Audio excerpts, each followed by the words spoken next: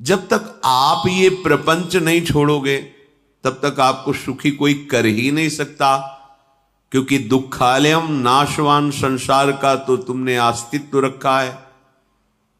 अगर ये किसी के दूर करने से होता तो स्वयं जगत गुरु परब्रह्म परमात्म तत्व भगवान श्री कृष्ण सामने हैं और अर्जुन को कह रहे हैं, मात्रा स्पर्शास्तु कौन्तेय शीतोष्ण सुख दुखदा आगमा पायनो अनित्यास्तास्तितिक्षस्व भारत।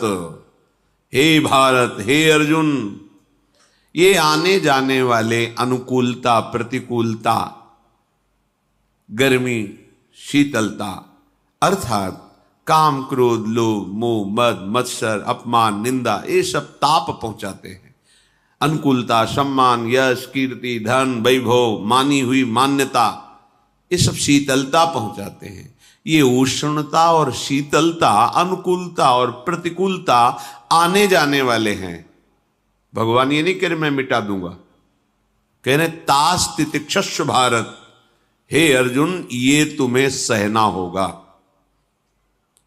यदि तुम इसे सह गए तो तुम्हारे हृदय में ऐसी स्थिति प्रकट हो जाएगी कि फिर ये स्पर्श भी नहीं कर पाएंगे।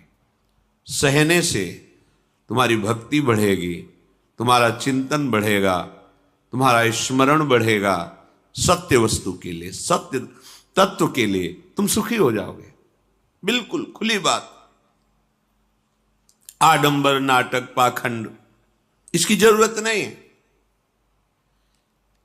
प्राकृतिक भोगों में सुख बुद्धि, देहाभिमान, विद्यारूप महत्व कुल धन यौवन अभिमान, यही तुम्हारे दुख का मूल है और ये कोई दूसरा नहीं हटा सकता।